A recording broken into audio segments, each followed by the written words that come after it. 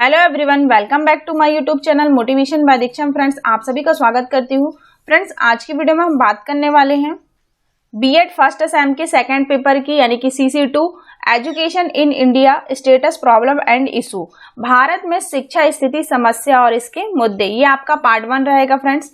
और इसके अंतर्गत इंपॉर्टेंट टॉपिक के बारे में हम डिस्कस करने वाले हैं। चाहे आप बीएड कर रहे हो या बीए बीएड या ऑल कॉम्पिटिटिव एग्जाम की तैयारी भी कर रहे हो फ्रेंड्स, तो हर एग्जाम में आपसे ये टॉपिक पूछा जा सकता है।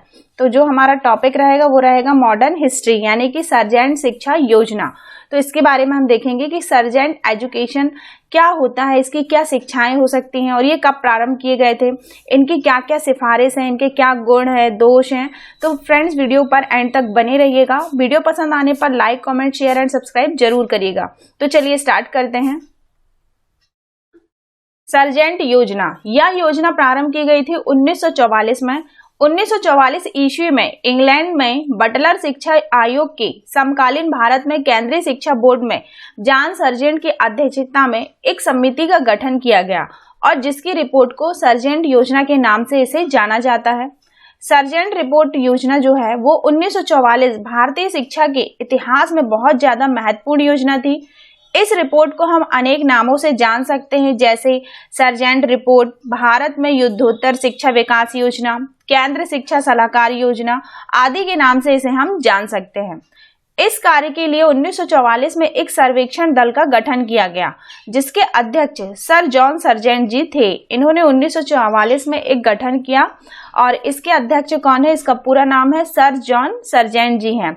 इस रिपोर्ट को केंद्रीय शिक्षा सलाहकार बोर्ड के द्वारा पूर्ण रूप से स्वीकार किया गया और भारत सरकार ने उन्हें लागू कर दिया और इसमें सिफारिश भी दी और इस सिफारिश में जॉन सर्जेंट द्वारा ये रिपोर्ट तैयार की गई, इसलिए इसका नाम सर्जेंट रिपोर्ट रखा गया। अब हम देखते हैं इसके क्या इंपॉर्टेंट कंटेंट हो सकते हैं। तो इसमें जो सिफारिशें हैं वो हैं सर्जेंट योजना 1944 में पूर्व प्राथमिक शिक्षा से लेकर उच्च शिक्षा तक के जो प्रशासन एवं इसके स्वरूप हैं, तो इनके बारे में देखेंगे कि क्या क्या स्वरूप होते हैं। तो पहला है पूर्व प्राथमिक शिक्षा से संबंधित सिफारिशें। पहले हम इनके 11 पॉइंट बताएंगे, उसके बाद इन पॉइंटों के अंतर्गत सब पॉइंट्स हैं तो वो एक एक करके हम देखेंगे। पहला पॉइंट है पूर्व प्राथमिक शिक्षा से संबंधित सिफारिश, दूसरा है प्राथमिक शिक्षा से संबंधित सिफारिश, तीसरा है माध्यमिक शिक्षा से संबंधित सिफारिशें, चौथा है विश्वविद्यालय शिक्षा से संबंधित सिफारिशें, पांचवा है तकनीकी, औद्योगिक तथा व्यावसायिक शिक्षा से संबंधित सिफारिशें। नेक्स्ट है प्रौढ़ शिक्षा से संबंधित सिफारिशें, 7वां है शिक्षण प्रशिक्षण संबंधित सिफारिशें, 8वां है मनोरंजनात्मक एवं सामाजिक क्रियाओं से संबंधित सिफारिश, 9वां है विकलांगों की शिक्षा के संबंध में सिफारिश और 10वां है विद्यार्थियों के लिए स्वास्थ्य शिक्षा संबंधी सिफारिशें, 11वां है शैक्षिक प्रशासन से संबंधित सिफारिशें। ये पूरे 11 सिफारिशें हैं। अब एक एक करके इनके बारे में हम देखते हैं। सबसे पहला आएगा आपका पूर्व प्राथमिक शिक्षा से संबंधित सिफारिशें। इसके अंतर्गत क्या क्या चीजें आ सकती हैं, तो पहला आएगा नर्सरी विद्यालय। सर्जेंट रिपोर्ट में बताया गया है कि यदि राष्ट्रीय शिक्षा को सफल बनाना है तो विभिन्न नर्सरी स्कूलों की आपको स्थापना करनी होगी जिसमें 3 से 6 वर्ष तक के बच्चे उसमें रजिस्टर करा सकते हैं, यानी कि 3 से 6 साल तक के बच्चों का उसमें एडमिशन हो सकता है। सेकंड है निःशुल्क शिक्षा की व्यवस्था।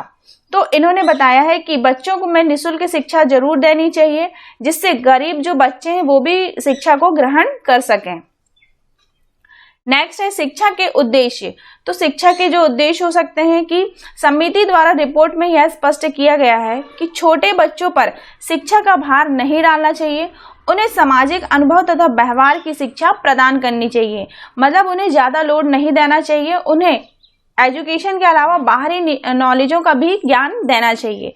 तो ये किसके अंतर्गत हो गए, पूर्व प्राथमिक शिक्षा संबंधित सिफारिशें। इसमें कितने पॉइंट है, 3 पॉइंट है। पहला पॉइंट है नर्सरी विद्यालय, दूसरा है निःशुल्क शिक्षा और तीसरा है शिक्षा के उद्देश्य। अब हम देखेंगे सेकंड पॉइंट। सेकंड पॉइंट दिया है आपका प्राथमिक शिक्षा से संबंधित सिफारिशें। इसमें पहला पॉइंट है सार्वभौमिक, अनिवार्य और निःशुल्क शिक्षा। समिति ने अपने रिपोर्ट में कहा है कि भारत में प्राथमिक शिक्षा की सफलता के लिए 6 वर्ष से लेकर 14 वर्ष की आयु के सभी बच्चों के लिए सार्वभौमिक, अनिवार्य तथा निःशुल्क शिक्षा की व्यवस्था की जानी चाहिए। सेकेंड है शिल्प कला पर आधारित। तो शिल्प कला यानी कि सर्जेंट रिपोर्ट में बताया गया है कि जो बच्चों में निःशुल्क शिक्षा तो जरूरी है और अनिवार्य शिक्षा भी जरूरी है, लेकिन इसके साथ साथ आप बच्चों को क्या सिखाएं, शिल्प कला के बारे में भी बच्चों को आप बता सकते हैं। देन नेक्स्ट पॉइंट है बुनियादी विद्यालयों के प्रकार। तो समिति के अनुसार जो प्राथमिक विद्यालय है इसमें 2 प्रकार बताए हैं कि इसके 2 प्रकार होते हैं। पहला होता है कनिष्ठ बुनियादी विद्यालय और दूसरा होता है वरिष्ठ बुनियादी विद्यालय। तो कनिष्ठ बुनियादी विद्यालय में आता है कि इस प्रकार के विद्यालय में 6 वर्ष से लेकर 11 वर्ष के बच्चों के लिए अनिवार्य रूप से शिक्षा ग्रहण कर सकें। और वरिष्ठ विद्यालय में इसमें बताया गया है कि इस विद्यालय में 11 वर्ष से लेकर 14 वर्ष तक के बच्चों को दाखिल खाना में एंट्री मिल सके और जिससे वो क्या करें, भावी नागरिकों को बड़ी संख्या में तैयार करने के लिए इन वरिष्ठ बुनियादी विद्यालयों में बहुत अधिक महत्व हो सके और इन विद्यालयों में पर्याप्त मात्रा में अध्यापक और उपकरणों से युक्त होना चाहिए। तो बुनियादी विद्यालय के कितने प्रकार होते हैं? 2। इन्होंने 2 प्रकार बताए। पहला है कनिष्ठ बुनियादी विद्यालय और दूसरा है वरिष्ठ बुनियादी विद्यालय। नेक्स्ट पॉइंट है इसमें द शिक्षा का माध्यम। ये प्राथमिक शिक्षा की बात कर रहे हैं फ्रेंड, तो इसके अंतर्गत दिया है पॉइंट शिक्षा का माध्यम। तो शिक्षा का माध्यम मातृभाषा में होना चाहिए तथा अंग्रेजी जो है वो द्वितीय अनिवार्य रूप से विषय के रूप में पढ़ाया जाना चाहिए। तो शिक्षा का जो माध्यम है वो हमारा हिंदी होना चाहिए और सेकंड जो है अंग्रेजी सभी बच्चों को कंपलसरी पढ़ाया जाना चाहिए। ये किसके अंतर्गत आ गए? प्राथमिक शिक्षा संबंधित सिफारिशें। अब तीसरा पॉइंट है माध्यमिक शिक्षा से संबंधित सिफारिशें। तो माध्यमिक शिक्षा के अंतर्गत शिक्षा की अवधि है। तो जो शिक्षा की अवधि है कि माध्यमिक शिक्षा की अवधि 6 वर्ष होनी चाहिए और इसमें 11 वर्ष से लेकर 17 वर्ष के मध्य की उम्र के बच्चों का रजिस्टर में नाम कराना चाहिए। यानी कि इसमें शिक्षा की अवधि कितनी होनी चाहिए? 6 वर्ष से स्टार्ट होनी चाहिए और इसमें 11 वर्ष से लेकर 17 वर्ष के मध्य के बच्चों का रजिस्टर में एंट्री होनी चाहिए या प्रवेश होना चाहिए। सेकंड है विद्यार्थियों का उचित चयन। माध्यमिक शिक्षा में प्रवेश के लिए केवल उन्हीं छात्रों को लेना चाहिए जिनके अंदर उच्च अध्ययन करने के लिए असाधारण योग्यताएं, अभिवृत्ति, रुचि तथा अन्य योग्यताएं शामिल होती हैं। नेक्स्ट पॉइंट है इसी में विद्यालय छोड़ने की शर्त। तो समिति के अनुसार विद्यार्थियों को कम से कम 14 वर्ष तक माध्यमिक शिक्षा ग्रहण करनी चाहिए और इससे पहले उसे स्कूल छोड़ने की आज्ञा नहीं दी जानी चाहिए। हाई स्कूल के लक्ष्य।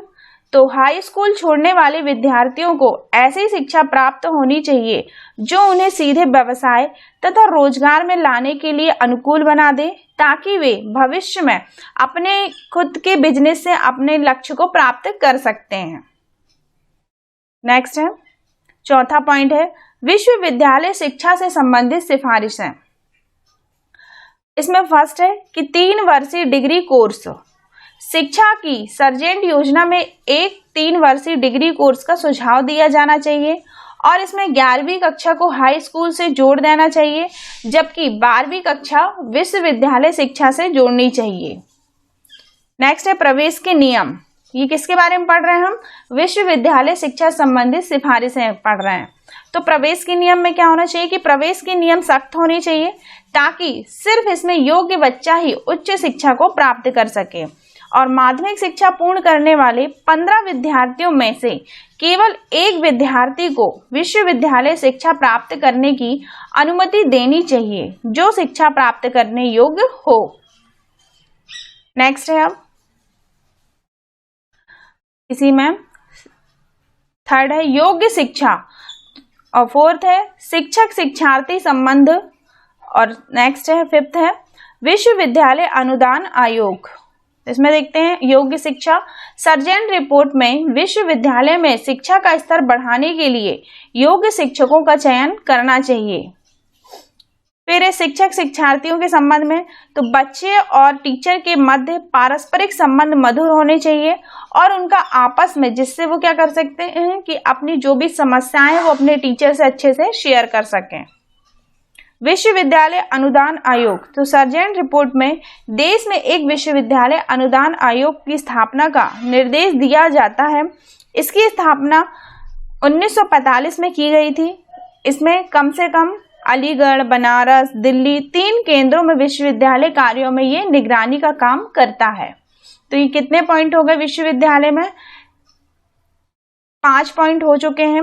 अब हम नेक्स्ट देखते हैं तकनीकी, औद्योगिक तथा व्यावसायिक शिक्षा से संबंधित सिफारिशें। इसमें पहला पॉइंट है कारीगरों को उच्च श्रेणी में रखना। तो इस श्रेणी में मुख्य अधिकारियों और शोधकर्ताओं जैसे उच्च श्रेणी के कारीगर आते हैं। इस प्रकार समिति ने सुझाव दिया है कि इन कारीगरों को विश्वविद्यालय शिक्षा से जोड़ देना चाहिए और इस उच्च शिक्षा में प्रवेश पाने के नियम कठोर हों ताकि योग्य छात्र ही इसमें प्रवेश ले सकें। नेक्स्ट है कारीगरों की निम्न श्रेणी। इसने 2 श्रेणी बताई है, पहला बताया है उच्च श्रेणी और दूसरा बताया है निम्न श्रेणी। तो निम्न श्रेणी में इसमें फॉरमैन, प्रभारी, प्रमुख तथा अन्य साधारण कार्यकारी तथा प्रशासनिक अधिकारी आदि इसमें शामिल होने चाहिए।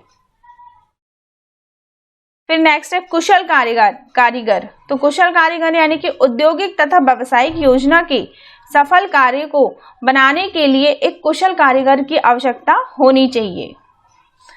फिर नेक्स्ट है अर्धकुशल एवं अकुशल कारीगर। तो अर्धकुशल यानी कि इस श्रेणी में उन व्यक्तियों को शामिल किया जाना चाहिए जो किसी मूल शिल्प के साथ वरिष्ठ प्रारंभिक विद्यालय की परीक्षा उत्तीर्ण कर चुकी हो। ये किसके अंतर्गत आ गया? तकनीकी औद्योगिक शिक्षा के अंतर्गत कितने 4 पॉइंट हैं। अब नेक्स्ट देखते हैं हम प्रौढ़ शिक्षा संबंधी सिफारिशें। इस योजना में पौधों के लिए 2 प्रकार समान शिक्षा व व्यावसायिक शिक्षा के सुझाव दिए गए हैं। प्रौढ़ शिक्षा में सर्जेंट योजना के अनुसार प्रौढ़ पुरुषों तथा स्त्रियों के लिए अलग अलग संस्थाओं की स्थापना करनी चाहिए। इससे लोकप्रिय बनाने के लिए चलते फिरते पुस्तकालय की व्यवस्था करनी चाहिए जिससे कि प्रौढ़ जो व्यक्ति हैं, वयस्क जो व्यक्ति हैं, उनको एजुकेशन में दिक्कत नहीं होनी चाहिए। एक प्रौढ़ केंद्र पर 25 से अधिक प्रौढ़ न रखे जाएं, यानी कि यदि आप प्रौढ़ को शिक्षा दे रहे हैं तो 25 से अधिक प्रौढ़ नहीं होने चाहिए। ये किसके अंतर्गत आ गए? आपके प्रौढ़ शिक्षा संबंधी सिफारिश है। नेक्स्ट 7 है शिक्षण प्रशिक्षण संबंधी सिफारिशें। प्रशिक्षण महाविद्यालय में निःशुल्क प्रशिक्षण की व्यवस्था होनी चाहिए। यदि कोई योग्य एवं कर्मठ अध्यापक शिक्षा के केंद्र में कोई शोध करना चाहता है तो इस प्रकार के शोध करने की व्यवस्था होनी चाहिए। नेक्स्ट है निर्धन प्रशिक्षणार्थियों को अधिक सहायता दी जानी चाहिए। नेक्स्ट योग्य व्यक्तियों को शिक्षण व्यवसाय की ओर आकर्षित करने के लिए सभी स्तरों के शिक्षकों के वेतनमान में वृद्धि करनी चाहिए। तो ये किसके अंतर्गत है? शिक्षण प्रशिक्षण संबंधी सिफारिशों के अंतर्गत। नेक्स्ट देखते हैं हम 8वां पॉइंट है मनोरंजनात्मक एवं सामाजिक क्रियाओं से संबंधित सिफारिशें। पहला इसमें है रिपोर्ट में युवा शक्ति के संचालन पर बल दिया गया है। युवाओं को सभी प्रकार के सामाजिक कार्यों के लिए उचित सुविधाएं मिलनी चाहिए।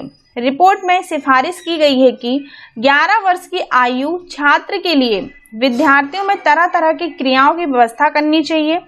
बड़ी कक्षाओं में विद्यार्थियों के लिए सामूहिक खेलों, रचनात्मक कार्य, वाद विवाद प्रतियोगिता आदि का मैनेजमेंट होना चाहिए। ये किसके अंतर्गत है? मनोरंजनात्मक एवं सामाजिक क्रियाओं से संबंधित सिफारिश है। नेक्स्ट है 9th विकलांगों की शिक्षा के संबंध में सिफारिश। रिपोर्ट में असमर्थ व्यक्तियों के प्रशिक्षण की ओर विशेष ध्यान देना चाहिए। इसमें मानसिक व शारीरिक विकलांग व्यक्तियों के लिए अलग अलग विशेषताएं होनी चाहिए। नेत्रहीन के बाद हीरो के लिए प्रशिक्षित शिक्षकों सहित विशेष शैक्षिक प्रबंध की व्यवस्था करानी चाहिए। नेक्स्ट 10th है विद्यार्थियों की स्वास्थ्य संबंधी सिफारिश है। इसमें पहला पॉइंट है विद्यालयों में स्वास्थ्य शिक्षा अनिवार्य होनी चाहिए। विद्यालयों का पर्यावरण स्वच्छ हो, कमरे बड़े हो तथा बैठने व फर्नीचर के लिए उपयुक्त व्यवस्था होनी चाहिए। फिर छात्रों की जांच 6, 11 और 14 वर्ष की आयु के स्तर पर की जानी चाहिए।